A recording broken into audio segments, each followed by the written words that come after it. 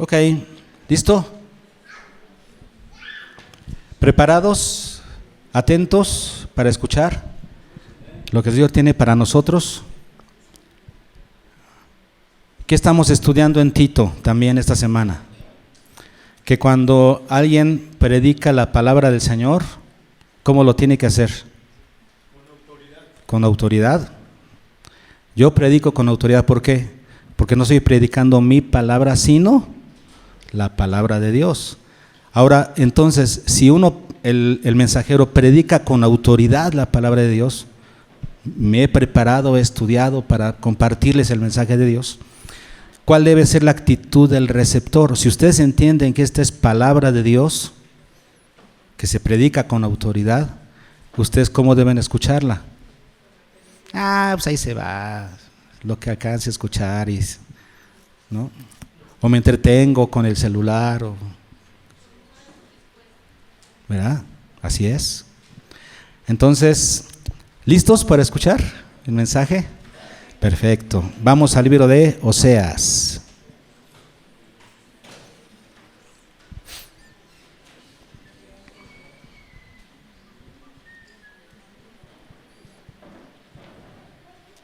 Y mantenga su Biblia abierta en el capítulos 5 y 6 de Oseas, pero ahí mantengan abierta y escúchenme para dar la introducción, para introducir el mensaje.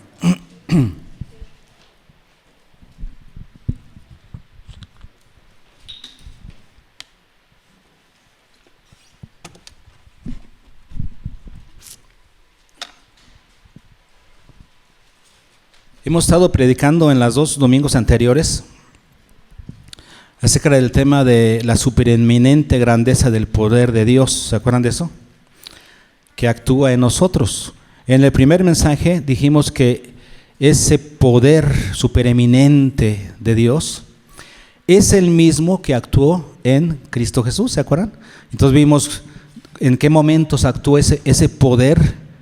Ese poder que actuó en el creyente, que también actuó en Jesús. ¿En qué momentos actuó en Jesús? Cuando lo resucitó, cuando lo sentó a la diestra del Padre en los lugares celestiales, ¿sí? Cuando en esos momentos ese poder actuó en Jesús. Esto lo vimos hace 2 semanas. La semana pasada hablamos cómo actúa ese supereminente poder en la vida de los que creemos. Y decíamos que a pesar de haber estado muertos en nuestros delitos y pecados, a pesar de estar viviendo en la corriente de este mundo conforme al príncipe de la potestad del aire, a pesar de que estamos haciendo la voluntad de la carne y de los pensamientos, siendo por naturaleza hijos de ira, esa era nuestra condición. A pesar de eso, ¿qué hizo el Señor? Ya que Él es rico en misericordia y grande en amor, ¿qué hizo? Hizo 3 cosas. Juntamente con Cristo nos dio vida, juntamente con Cristo nos resucitó y juntamente con Cristo nos sentó en los lugares celestiales. Ese es el poder actuando en el creyente. Nos da una posición de lujo. Ahora, si nosotros entendemos este beneficio espiritual, lo tenemos, lo entendemos, lo valoramos, lo apreciamos, ¿cómo respondemos? El creyente que recibe ese beneficio, ¿cómo responde a la gracia de Dios? ¿Cómo debe responder? Por eso tenemos y escribimos nuestro curso de consolidación 2, que nos habla de cuál es la respuesta, la única respuesta posible a la gracia de Dios. ¿Cuál es? Devoción. La única respuesta posible es devoción. ¿Cómo definimos la devoción? Una persona que ha recibido la gracia, que la entiende, que la recibió, que la vive todos los días, vive con devoción. ¿Pero qué significa devoción? Pasión. ¿Qué más? Afición, ¿ok? Así se define. La devoción se define como tener afición o mostrar afición hacia alguien. Es cuando tienes una afición hacia una persona. Cuando tú tienes afición hacia una persona, ¿cómo lo demuestras? Eras aficionado o a alguna actividad o persona, diríamos, ¿no? Aficionado o devoto a una persona, ¿cómo lo demuestras? Invirtiendo tiempo, dinero y esfuerzo en eso, en esa relación o con esa persona o en esa actividad. Así se demuestra la devoción. Por ejemplo, a mí me llama mucho la atención, ahorita que está el Mundial, las personas que van al estadio y que pagaron ese dinero por estar en el estadio. A mí se me hace, y miren que me gusta el fútbol, a mí me encanta, me gusta mucho verlo, pero ir a pagar esa cantidad se me hace una ridiculez, una tontería total. Pero para los que van al estadio, no se les hace pesado. Les dicen, ¿cuánto pagaste para entrar al estadio? Estaban entrevistando uno ahí, 48,000 pesos, 60,000, 90,000 pesos por un boleto. Dices, eso es una locura, es una extravagancia, pero los verías de ver felices. Invirtieron en algo que les gustaba, es su afición, es su devoción. La devoción se critica, bueno, en este caso no es suya. Si tienes para pagar y en eso quieres gastar y además no te duele, porque es algo que te gusta. ¿Se dan cuenta de lo que es la devoción? Cuando tú tienes devoción a Dios, inviertes en Dios, inviertes en tu relación con Dios, inviertes en el reino de Dios y no te duele, lo disfrutas. Entonces la devoción se entiende justamente como eso, como algo que haces y que demuestra tu identificación hacia esa persona o hacia esa actividad. Y la devoción se caracteriza porque experimentas placer cuando lo realizas. No te duele, no dices, ay, gasté mucho, ay, todo el domingo en la iglesia, ay, hoy, y ahora me tocó dar mi diezmo. Ay. No, la devoción no pesa, la devoción es un placer, porque amas a la persona. Por eso decimos que la única respuesta posible cuando tú has recibido la gracia de Dios, ¿cuál es? Devoción a Dios. Una devoción total, una entrega total a nuestro Señor. Una entrega total de todo lo que somos y todo lo que tenemos para vivir para su gloria. La devoción se demuestra cuando ya no vives para ti mismo, como decía Pablo, sino para aquel que murió y resucitó por ti. Ahí se demuestra la devoción. Cuando los placeres de este mundo te hacen ojitos y te guían el ojo, el placer del mundo, y te llaman y te seduce, pero tú dices, por amor a mi Cristo, no. Pesa más la devoción a Dios que los placeres del mundo. Ahí se demuestra que eres un aficionado a Dios, que eres devoto a Dios. Si Dios nos ha dado tal muestra de gracia, tal grandeza de poder actuando en nosotros, resucitándonos juntamente con Cristo, dándonos vida cuando estábamos muertos, sentándonos en los lugares celestiales con Cristo. Ahí estamos, ese es nuestro lugar, es nuestra posición en Cristo. Si Cristo nos ha dado tanto y lo entendemos, ¿cómo deberíamos responder? Con devoción.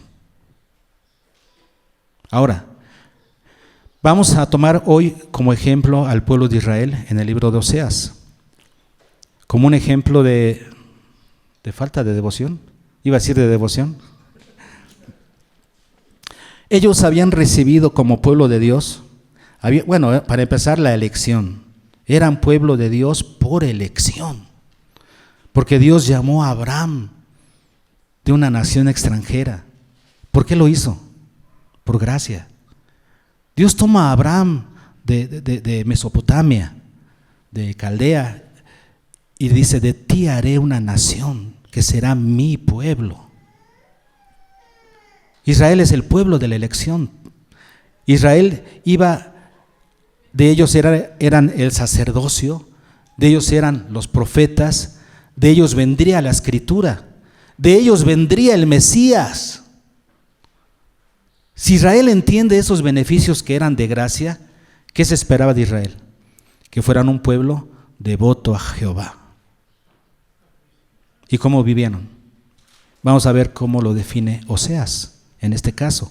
Oseas es profecía que se escribió en una época de mucha prosperidad material y económica de la nación de Israel, sobre todo del reino del norte, pero de mucha crisis espiritual, una crisis espiritual muy pronunciada, ¿ok?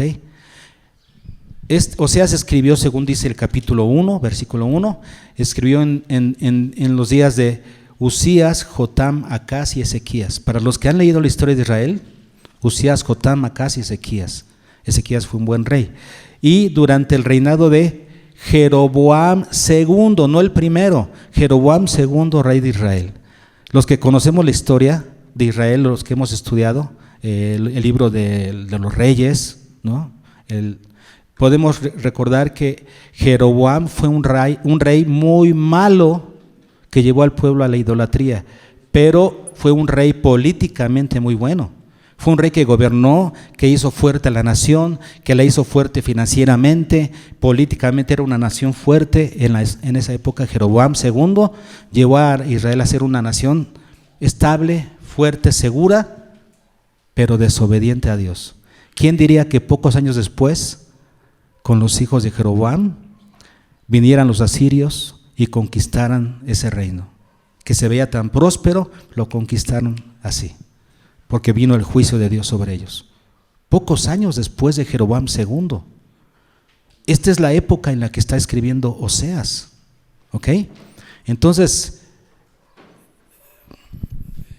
un pueblo con prosperidad, con salud, con dinero, le iba bien, pero no estaba cuidando su relación con Dios. Así lo podemos definir. Así estaba Israel. ¿Cómo define Dios a Israel, a la nación de Israel? Según el profeta Oseas. Vamos a verlo. Solamente unos cuantos versículos, ¿ok? 5:3. Yo conozco a Efraín. Es una forma de llamarle a Israel, ¿verdad? E Israel no me es desconocido. ¿Eso qué quiere decir?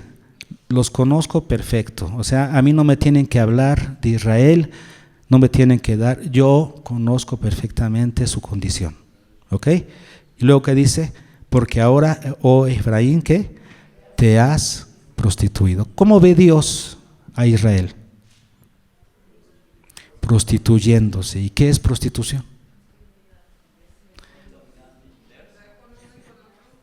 Andar con uno y con otro, pero no gratis, por un beneficio. La prostitución se define como mantener relaciones íntimas con otras personas a cambio de dinero u otras compensaciones, otros beneficios. Vean cómo ve Dios a Israel, que dice, te has prostituido. Por otros beneficios materiales, políticos, financieros, por otros beneficios te has dejado comprar, te has vendido. Y has dejado tu fidelidad a mí. Eso por supuesto que trae una consecuencia. Dice, y se ha contaminado Israel. ¿Cuál es la consecuencia de la prostitución? Que te contaminas. ¿Por qué? Porque cuando ibas bien, cuando caminabas en pureza, como vendiste tus principios morales, vendiste a otros tu santidad, ahora vives perdido, vives contaminado, te has dejado contaminar, ensuciar. Claro, bajaste las normas y ahora aceptas cualquier cosa. Vean lo que dice el 5:10. Los príncipes de Judá fueron como los que ¿qué? Los que traspasan los linderos. ¿Qué significa esto?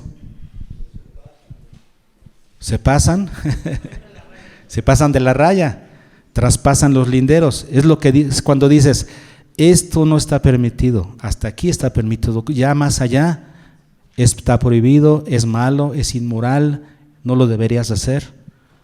Pero estos que estaban haciendo, traspasando los linderos, significa se estaban pasando de la raya.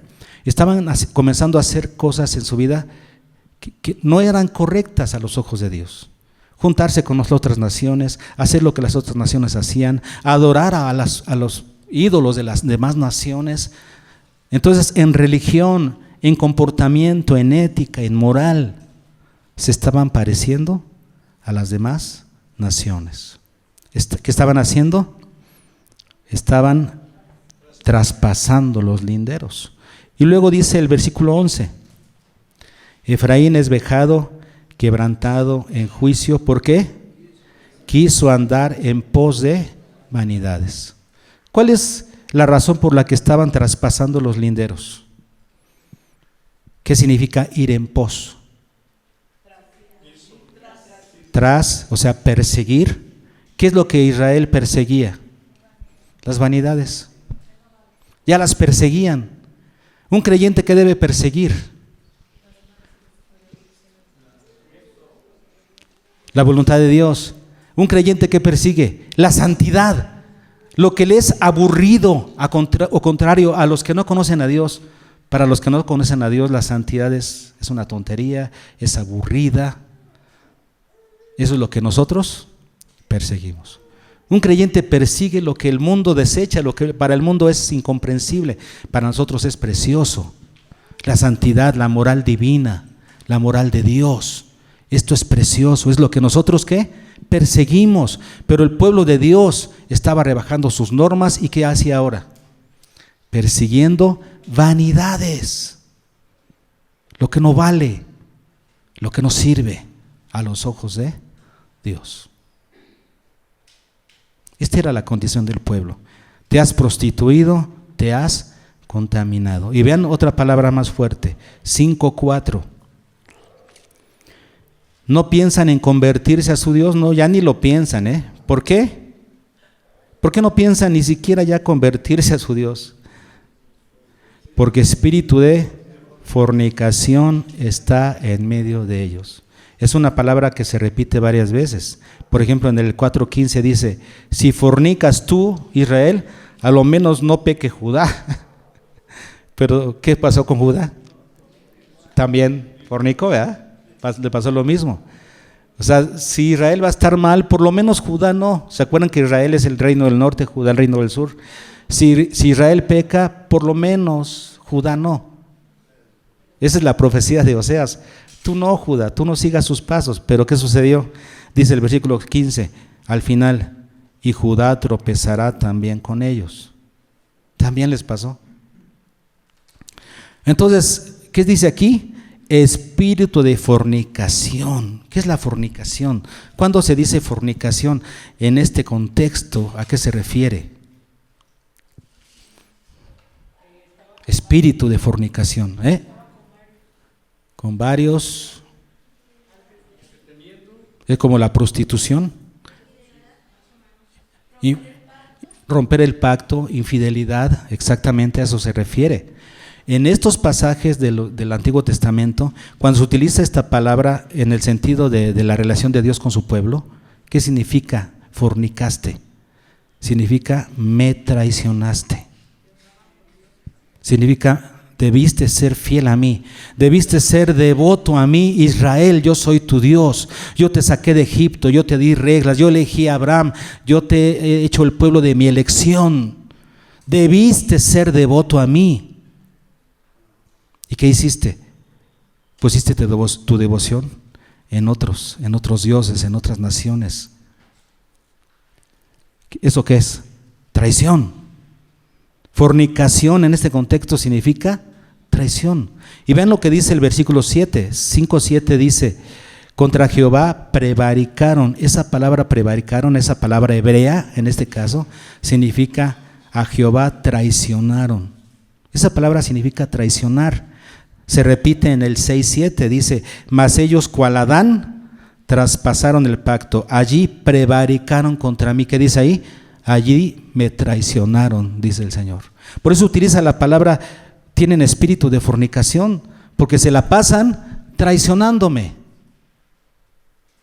Yo les di una tremenda posición en Cristo Jesús. Están, han resucitado, están sentados en los lugares celestiales con Cristo. Les di vida cuando estaban muertos. Eso es gracia. Debieran amarme, debieran tener devoción hacia mí, pero me traicionan, fornican. Eso significa esta palabra. Qué dura, ¿no? Qué palabra tan fuerte. Pero eso es, la prostitución, contaminación y fornicación apuntan a una sola acción. ¿Cuál es? Traición. Traicionar al Señor. Traicionar su amor. Traicionar su gracia.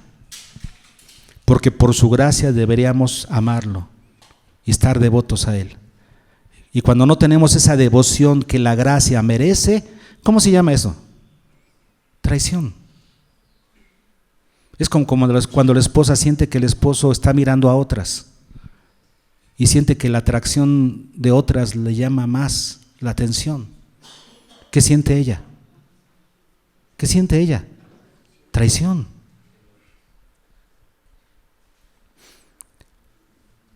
La pregunta para nosotros es, ¿eres fornicario o eres devoto?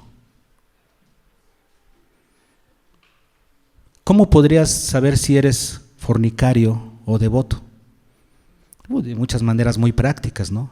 Por ejemplo, ¿tienes otros dioses? ¿Quién puede ser tu dios? Tu ídolo.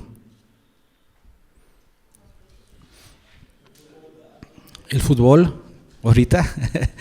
¿Qué más? Las redes sociales. ¿Cómo puedes saber si estás traicionando a Dios? ¿Cuántas horas pasas estudiando la palabra todos los días, estudiando la palabra y orando? ¿Y cuántas horas pasas en el celular? ¿Cómo se le llama eso? Ahí puedes saber si eres devoto o traidor. ¿Qué más? De otra manera, la novela. La novela la ves cumplidamente a la hora que es, porque si no, o tu programa favorito, ponlo como quieras, pero el tiempo de devoción, ay, ahora no tengo ganas. ¿Eres devoto o traidor? ¿De qué otra manera? Al trabajo llegas temprano, porque si no te quitan el premio de puntualidad. Entonces al trabajo sí llegas temprano, pero a la iglesia llegas 10, 15, 20 minutos tarde. ¿Eres devoto o traidor? Las personas, hay personas con las que estás que dices que se te ve, que se te brillan los ojos porque tus amigos, tus amigas, y qué gozo estar con tus amigos, pero estar un tiempo en la casa de Dios, alabar al Señor, qué gozo se te ve cuando cantas las rancheras, pero aquí en la alabanza ni te mueves poquito. Devoción o traición. Es que hay formas muy fáciles de determinar si eres devoto o traidor al Señor. ¿Ok? ¿Estamos entendiendo? Ahora, ¿cuál es el problema con Israel? En el capítulo 6, versículos 1 al 3, vemos cómo ve Oseas, o sea, Dios a través de Oseas define, nos describe cómo ve él la condición de ellos, cómo es que pensaban los israelitas. Fíjense, primeramente vamos a ver algo, antes en el versículo 5, ¿cómo los califica? ¿Cómo califica a Israel? 5:5. ¿Cómo los califica? Soberbios. ¿Cómo es alguien soberbio? Altivo, o sea, se cree más, según todo lo sabe, y si le dices que está mal en algo, no, permíteme, yo no estoy mal, yo no me equivoco, yo siempre tengo la razón, y aunque sepa que está mal, no lo va a reconocer jamás. Alguien soberbio es incapaz de reconocer que se ha equivocado, aunque haya evidencia de su equivocación. Y dice el versículo 4:15, ¿dónde está? No es el 4:15 o 5:15, a ver. No, aquí lo tengo mal.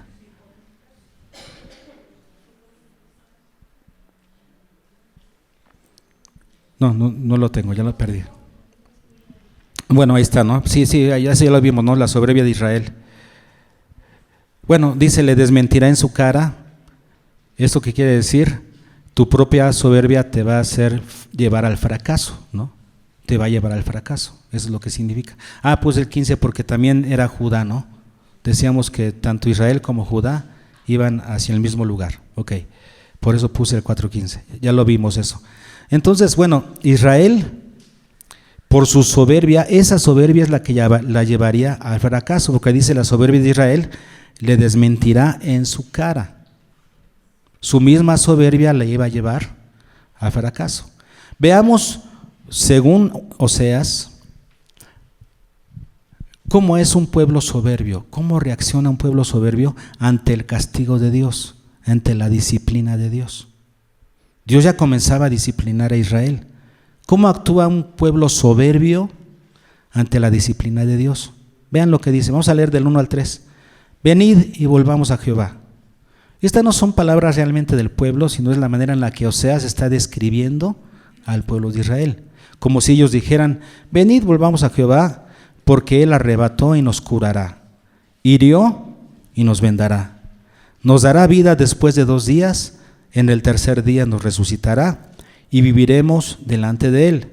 Y conoceremos y proseguiremos en conocer a Jehová.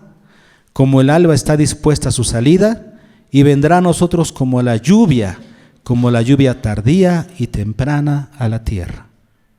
Entonces, ¿qué notamos aquí? En primer lugar,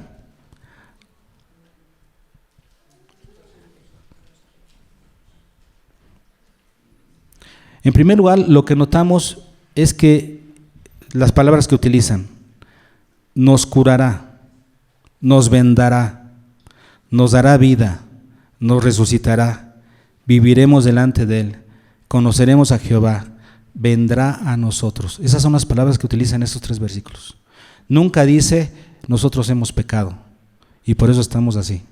En ninguno de los versículos reconocen su pecado, solamente mencionan la acción divina. Él nos arrebató, Él nos hirió. Y nunca dice, pero porque nosotros lo merecíamos. Pecamos y nos lo merecíamos. Nunca dice eso. ¿Qué están diciendo entonces? Es como si le dijeran al Señor, Señor, tú tienes que hacerlo. Somos tu pueblo, así que tú lo tienes que hacer. Nunca vemos que reconozcan su pecado. Además, ellos mencionan que su restauración va a ser rápida.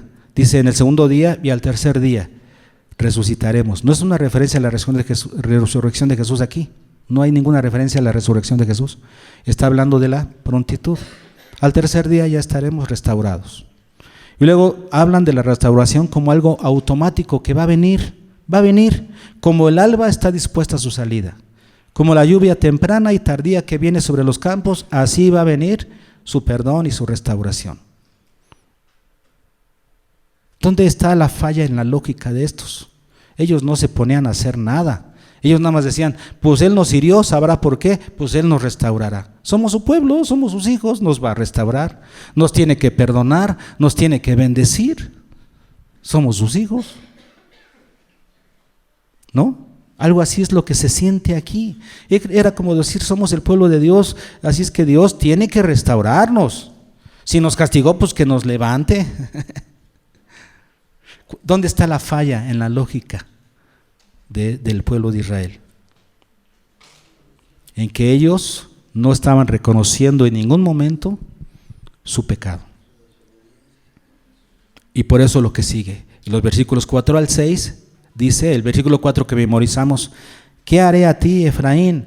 Que es una manera de hablarle a Israel, al reino del norte. Se le llamaba Efraín al reino del norte. ¿Qué haré de ti, oh Judá, el reino del sur? Aquí está hablándole a los dos y les dice, la piedad vuestra es como nube de la mañana y como el rocío de la madrugada, porque ambas cosas que se desvanecen. Al pasar las horas, conforme el día comienza a avanzar, ¿qué sucede? Estas cosas, esta nube, este rocío se desvanece. Así es la piedad de ustedes, no dura nada. ¿Eso significa qué? Que solamente es exterior, es querer aparentar algo que no ha cambiado. No has cambiado, aparentas un cambio, aparentas que regresas a Dios, aparentas que vienes, que quieres conocer a Dios, pero no ha habido un cambio. Eso quiere decir que no hay arrepentimiento genuino. No hay. El arrepentimiento genuino, ¿cómo se reconoce? ¿Cómo reconoces el arrepentimiento y lo diferencias del remordimiento? El cambio, ¿verdad? Porque el remordimiento es reconocer que estoy mal. Inclusive te puede doler, pero no haces algo para cambiar. No cambias de amigos, no cambias hábitos, no cambias costumbres, no cambias conducta, no cambias nada. Entonces, ¿qué sucede? Que regresas a lo mismo una y otra vez.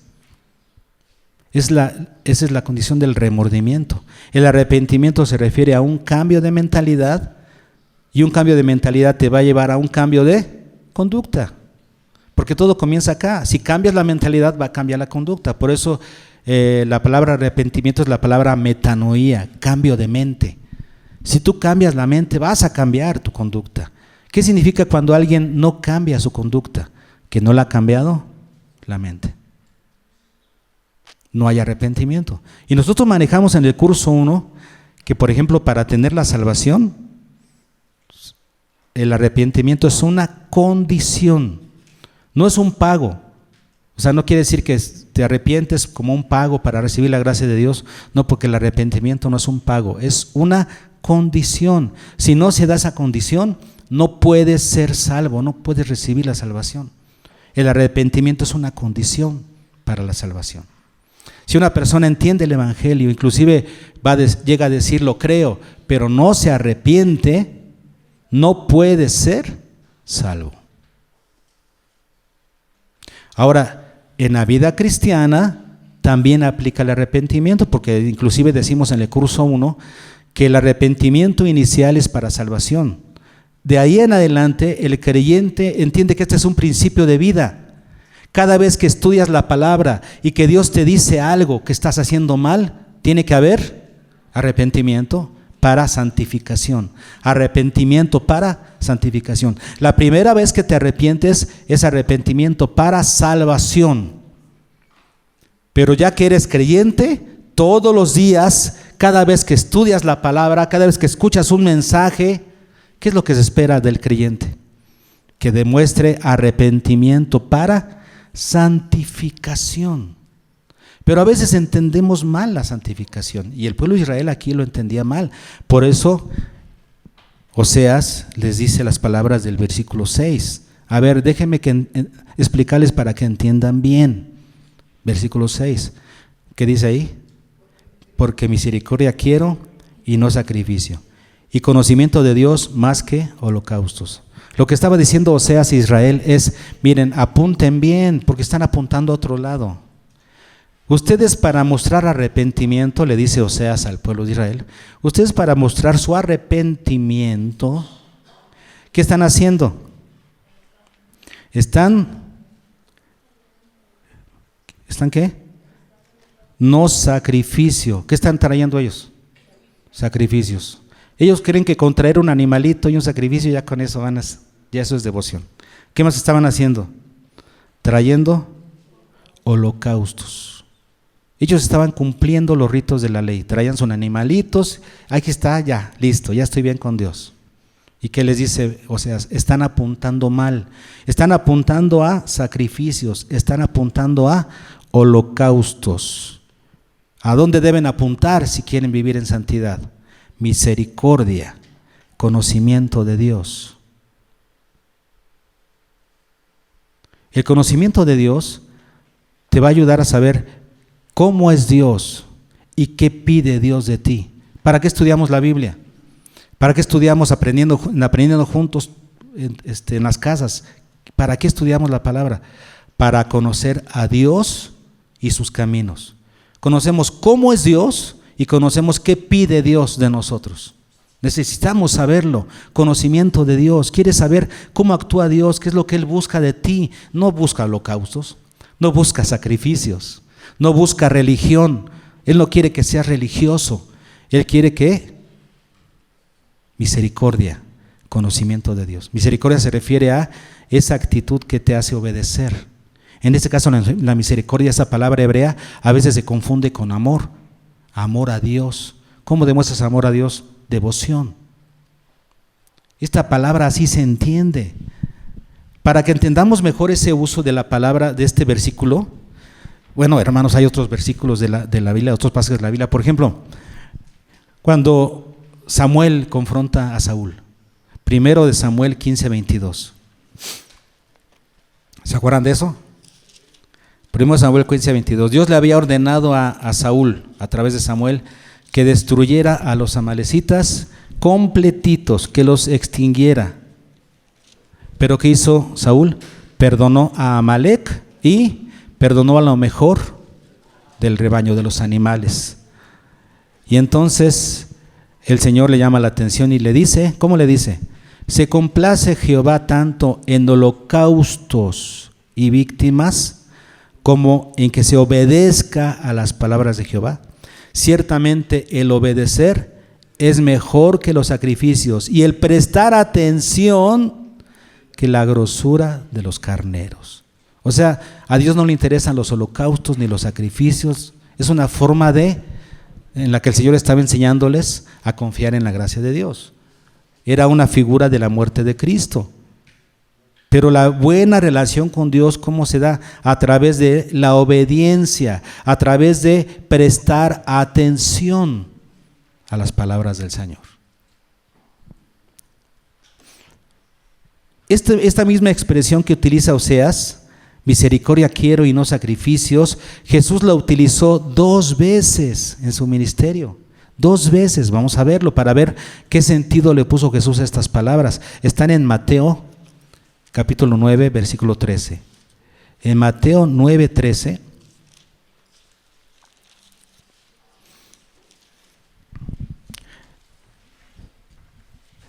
¿Y en qué contexto está? En el llamamiento de Mateo. Cuando Mateo, después de que fue llamado por el Señor, antes de irse con él y dejarlo todo, ¿qué hizo? Un gran banquete. ¿Y a quién invitó Mateo? Pues a sus compadres publicanos, a los publicanos. Y los fariseos consideraban a los publicanos un montón de pecadores. Entonces Jesús está comiendo con estos publicanos y pecadores. Y entonces los fariseos le dijeron a los discípulos, ¿por qué come vuestro maestro con los publicanos y pecadores?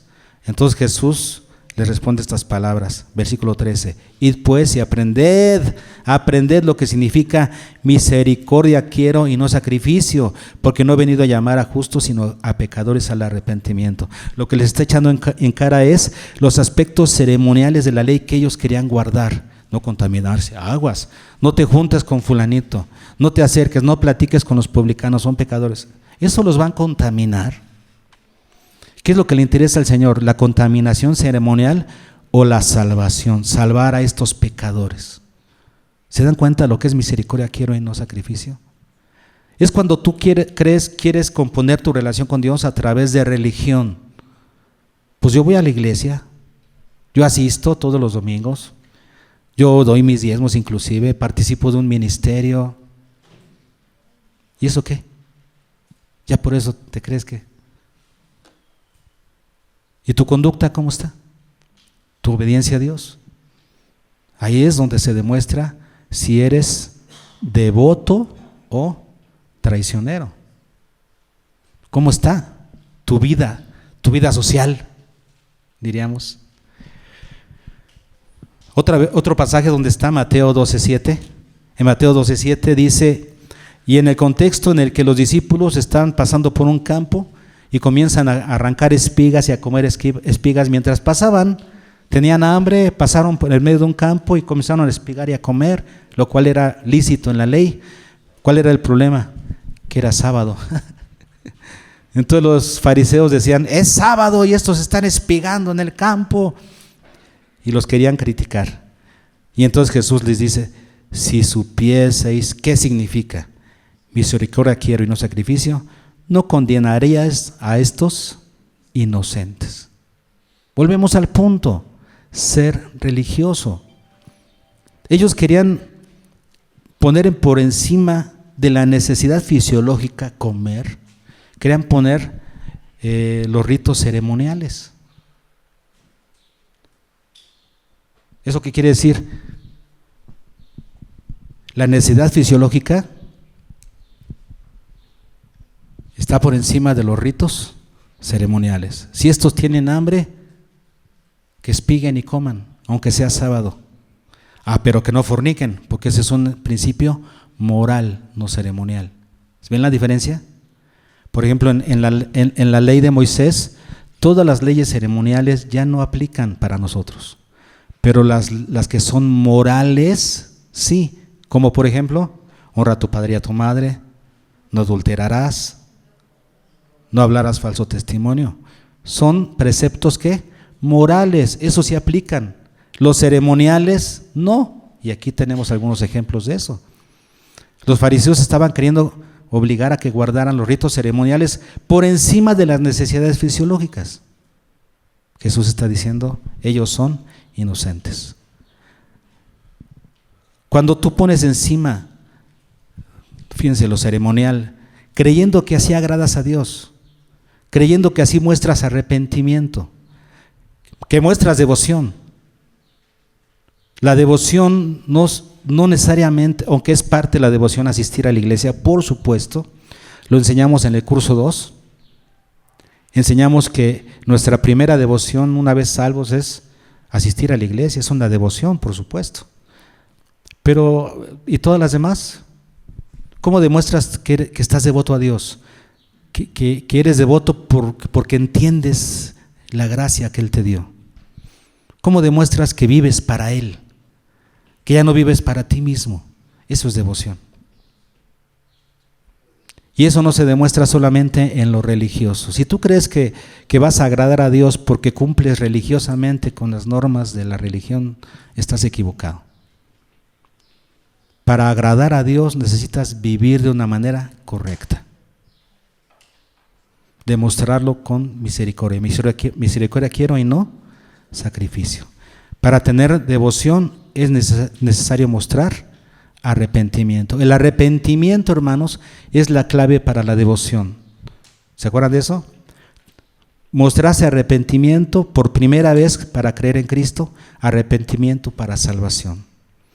Después de eso ya eres salvo, ahora todos los días debes mostrar arrepentimiento para santificación. Y de esa manera vivir con devoción, agradablemente delante de Dios.